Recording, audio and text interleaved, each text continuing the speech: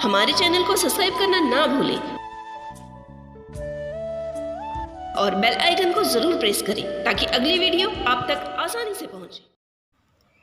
स्वागत है आप सभी का आपके अपने YouTube channel study with Sharika में।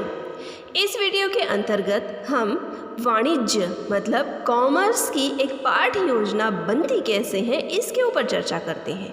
तो आइए देखते हैं हम कॉमर्स की पाठ योजना। ये देखिए, सबसे पहले आपको आपका लेसन प्लान का नंबर डालना होता है। लेसन प्लान मतलब पाठ योजना का क्रमांक डालना होता है। जिस भी नंबर की आपकी पाठ योजना हो उसका आपको क्रमांक डालना होता है। साधारणतः एक विषय की 20 पाठ योजनाएं बनती है तो इसके हिसाब से आपकी नंबरिंग आएगी। उसके बाद में आपको आपकी जनरल इन्फॉर्मेशन देनी होती है। सबसे पहले आपको आपका नाम देना होता है, जिसे छात्राध्यापक या छात्राध्यापिका का नाम कहेंगे, स्टूडेंट टीचर्स नेम। उसके बाद में आता है कॉलेज का नेम, महाविद्यालय का नाम। आप जिस कॉलेज में पढ़ाई कर रहे हैं उस कॉलेज का नाम आपने को देना होता है। उसके बाद में आता है आपका सब्जेक्ट, विषय, जिस विषय की आप पाठ योजना बना रहे हैं वो विषय वहाँ पर डालना होता है। उसके बाद आता है आपका टॉपिक, प्रकरण, जिस भी टॉपिक का आप लेसन प्लान बना रहे हैं उस टॉपिक को आपको डालना होता है। उसके बाद में आपकी आती है डेट,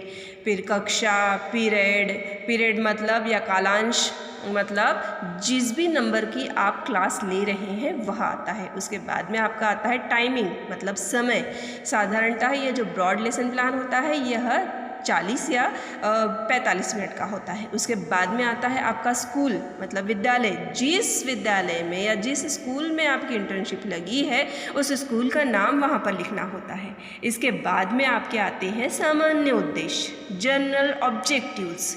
ये जो सामान्य उद्देश्य है ये सामान्य उद्देश्य साधारणतः 15 लिखे जाते हैं और ये सामान्य उद्देश्य जिस विषय की पाठ योजना आपने बनाई है उस संपूर्ण विषय के ऊपर बनाए जाते हैं। जैसे कि ये पाठ योजना कॉमर्स की है, अतः ये सारे की सारे जो सामान्य उद्देश्य है यह कॉमर्स के विषय के ऊपर बने हुए हैं। उसके बाद में अगला आपका आता है विशिष्ट उद्देश्य, जिसको बोलेंगे स्पेसिफिक ऑब्जेक्टिव। ये जो विशिष्ट उद्देश्य होते हैं यह उद्देश्य 3 भागों में बांटे जाते हैं। सबसे पहला होता है उसका ज्ञानात्मक उद्देश्य मतलब ऑब्जेक्टिव ऑफ कॉग्निटिव डोमेन।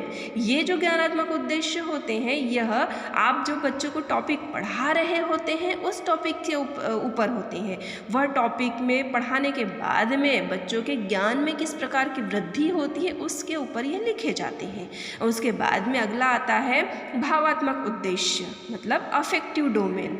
ये जो होते हैं यह डोमेन या यह उद्देश्य विद्यार्थियों को जो टॉपिक आप पढ़ा चुके हैं उसके बाद में उनमें कौन कौन से परिवर्तन आते हैं वो परिवर्तन लिखे जाते हैं। उसके बाद में अगले आते हैं साइकोमोटर डोमेन, जिसे कहेंगे क्रियात्मक उद्देश्य।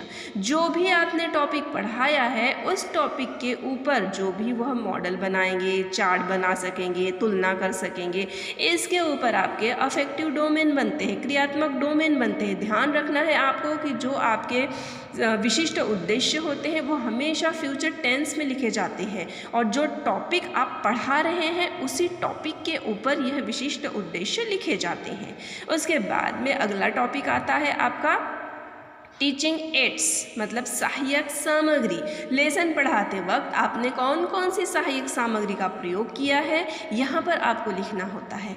उसके बाद में आती है आपकी टीचिंग मेथड। टीचिंग मेथड मतलब शिक्षण विधि। जो टॉपिक आप पढ़ा रहे हैं वह कौन सी विधि के द्वारा आप टॉपिक पढ़ा रहे हैं यहाँ पर आपको लिखना होता है। हर विषय पढ़ाने की अपनी अपनी एक अलग विधि होती है, तो उस विधियों में से आपने कौन सी विधि का प्रयोग किया है वह आपको यहाँ पर लिखना होता है। उसके बाद में आता है आपका प्रीवियस नॉलेज, जिसे कहेंगे पूर्व ज्ञान। यह जो पूर्व ज्ञान होता है यह हम मान कर चलते हैं कि विद्यार्थियों को जो कुछ भी हम पढ़ा रहे हैं वह उसके बारे में विद्यार्थियों को पहले से ही थोड़ी बहुत जानकारी है। यह आप पॉइंट्स में भी दे सकते हैं, 1 2 3 4 ऐसे पॉइंट्स में भी दे सकते हैं। उसके बाद में आता है आपका प्रस्तावना, इंट्रोडक्शन। यह जो होता है इसके 2 कॉलम डाले जाते हैं। सबसे पहले कॉलम को नाम दिया जाता है स्टूडेंट टीचर बिहेवियर, मतलब छात्राध्यापक या छात्राध्यापिका का व्यवहार। उसके बाद में आता है स्टूडेंट्स बिहेवियर, मतलब विद्यार्थियों का व्यवहार। इसके अंदर आपके प्रश्न पूछे जाते हैं। यह प्रश्न जो होते हैं बच्चों के पूर्व ज्ञान से आधारित होने चाहिए। मतलब सबसे पहला जो प्रश्न है वह एकदम सरल होना चाहिए। इसमें सरलता से आसान की ओर कठिनता से आसान की ओर पूछा जाता है। यह हमेशा ज़िगज़ैग वे में पूछा जाता है। मतलब पहला प्रश्न जो पहले प्रश्न के आंसर के आधार पर आपका दूसरा प्रश्न निर्माण होता है और दूसरे प्रश्न के आंसर के आधार पर आपका तीसरा प्रश्न निर्माण होता है। इसमें 4-5 क्वेश्चंस पूछे जाते हैं। इसमें सबसे जो लास्ट वाला प्रश्न होता है उसे समस्यात्मक प्रश्न कहा जाता है। इसका उत्तर विद्यार्थी नहीं दे पाते हैं, लेकिन इस प्रश्न का इस तरीके से निर्माण किया जाना चाहिए कि जिसका उत्तर आपके टॉपिक का नाम आना चाहिए। और जब आप टॉपिक का नाम देते हैं तो उसे ही स्टेटमेंट ऑफ एम कहा जाता है। मतलब जो भी आपका लास्ट वाला समस्यात्मक प्रश्न है उस प्रश्न का आंसर आपका टॉपिक का नाम आता है और फिर उसे ही स्टेटमेंट ऑफ एम कहा जाता है। हमेशा ये जो क्वेश्चंस है ये ज़िगज़ैग वे में लिखे जाते हैं। जहाँ पर आपके क्वेश्चंस ख़त्म हो रहे हैं उसके निचली लाइन से आपको आंसर लिखना, विद्यार्थी का आंसर लिखना है, फिर उसकी निचली लाइन से आपको प्रश्न लिखना है।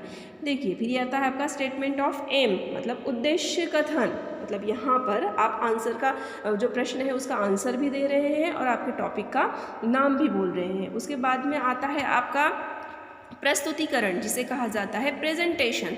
इसको 3 कॉलमों में विभाजित किया जाता है। सबसे पहले कॉलम को नाम दिया जाता है शिक्षण बिंदु, मतलब टीचिंग पॉइंट्स। दूसरे कॉलम को नाम दिया जाता है छात्राध्यापक या छात्राध्यापिका का व्यवहार, मतलब स्टूडेंट टीचर बिहेवियर। और तीसरे कॉलम को नाम दिया जाता है विद्यार्थियों का व्यवहार, मतलब स्टूडेंट्स बिहेवियर। अब इसके अंतर्गत यहाँ से आपका पढ़ाना शुरू होता है। जो भी पॉइंट्स है आपके, जो पॉइंट्स आप पढ़ाने वाले हैं वह टीचिंग पॉइंट्स के अंदर लिखे जाते हैं, मतलब शिक्षण बिंदुओं के अंदर लिखे जाते हैं।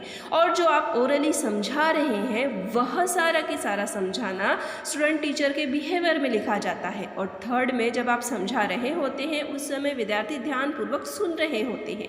इस तरीके से आपको लिखना होता है। और उसके बाद में अगर आप कोई ब्लैक बोर्ड पर वर्क कर रहे हैं तो वह ब्लैक बोर्ड का वर्क, वो ब्लैक बोर्ड भी ब्लैक शीट के ऊपर जो भी आप लिख रहे हैं वो समस्त ब्लैक शीट के ऊपर लिखी जाएगी। और स्टूडेंट टीचर जो बिहेवियर होता है या छात्राध्यापिका का जो व्यवहार होता है उसी के कॉलम में लिखा जाएगा। ध्यान रखना है आपको कि जितना बड़ा कॉलम है उतना ही आपको चार्ट या ब्लैक कार्ड पेपर काटना है और उसके ऊपर लिखना है। और उसके बाद में उसके नीचे स्टूडेंट टीचर ने क्या किया है यह भी आपको लिखना है। मतलब छात्राध्यापिका ने शाम पट पर लिखा, ऐसा आपको लिखना है। और विद्यार्थियों का जो व्यवहार है उसके अंदर जब आप ब्लैक बोर्ड पर लिख रहे हैं तो विद्यार्थी ध्यानपूर्वक देख भी रहे हैं और उसे अपने कॉपी में नोट डाउन भी कर रहे हैं, ऐसा आपको लिखना है। फिर अगला पेज देखिए शुरू हो जाता है। आपके जो कॉलम्स है वो कॉलम्स के नाम आपको हर पेज पे देने हैं। इस पेज पे भी देखिए नाम दिए हुए हैं। फिर अगला टीचिंग पॉइंट आ गया है। इस तरीके से आपका पूरा के पूरा जो लेसन है वो पूरा के पूरा लेसन देखिए बनता है। जहाँ पर भी आप समझा रहे होते हैं वहाँ पे लिसनिंग, मतलब सुन रहे हैं, लिखना होता है।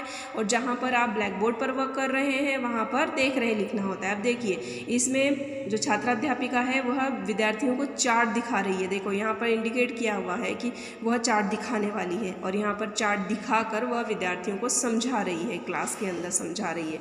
जब आप चार्ट पेपर के ऊपर कोई डायग्राम निकाल के लाते हैं, कोई पॉइंट्स लिख के लाते हैं तो ऐसे समय में कलरफुल चार्ट पेपर आपको छात्राध्यापिका के व्यवहार में लगाना है, उसके कॉलम में लगाना है। ये देखिए फिर ये पूरा की पूरा ऐसा लेसन प्लान आपको बनाना है, पूरा लेसन प्लान। ये देखिए ये सारी की सारा ऐसा बनेगा। ये आपका प्रेजेंटेशन फिर यहाँ पर ख़त्म होता है। उसके बाद में आपका अगला पॉइंट आता है रिकैप्चुलेशन, मतलब पुनरावृत्ति प्रश्न। इसके अंतर्गत जो टॉपिक आपने पढ़ाया है उसी टॉपिक के ऊपर पूछे हुए प्रश्न पूछे जाते हैं। इसमें 1-2 प्रश्न आपका रिपीट भी हो सकता है जो कि आपने प्रेजेंटेशन के कॉलम में लिया था। उसके बाद में आता है आपका क्लास वर्क। क्लास वर्क मतलब कक्षा कार्य। हमेशा इसमें वस्तुनिष्ठ प्रश्न देने चाहिए, मतलब ऑब्जेक्टिव टाइप क्वेश्चंस देने चाहिए, जैसे answer 1 word, fill in the the blanks, match the columns, ऐसे आपको क्लास वर्क में क्वेश्चंस पूछने हैं। उसके बाद में आता है आपका होमवर्क। होमवर्क में आपको विद्यार्थियों को कोई एक ब्रॉड क्वेश्चन दे देना चाहिए जिससे वह घर से लिख कर ले आए। उसके बाद में देखिए आपका सबसे लास्ट में आता है ब्लैक बोर्ड समरी, शामपट सारांश। इसके अंतर्गत जो आपने फर्स्ट में आपकी जनरल इन्फॉर्मेशन दी थी वो सारी की सारी इन्फॉर्मेशन जैसे कि तैसे लिख लेनी है, और टीचिंग पॉइंट्स में आपने जितने भी पॉइंट्स पढ़ाए हैं, जितने भी बिंदु पढ़ाए हैं वह 1 2 3 4 5 ऐसे लाइन से देने हैं। और उसके बाद में आपका आता है सिग्नेचर। इसमें 3 टाइप के सिग्नेचर होते हैं, आपके सिग्नेचर होते हैं, विषय शिक्षक के सिग्नेचर होते हैं और कक्षा निरीक्षक के सिग्नेचर होते हैं। इस तरीके से देखिए ये पूरी की पूरी पाठ्य योजना बनती है। ये आपकी कॉमर्स सब्जेक्ट की है, ये पूरी की पूरी पाठ्य योजना ऐसे बनती है। उम्मीद करती हूँ आपको मेरी ये वीडियो अच्छी लगी होगी। हमारे चैनल को सब्सक्राइब करना ना भूलें और बेल आइकन को ज़रूर प्रेस करें ताकि अगली वीडियो आप तक आसानी से पहुँचे। धन्यवाद।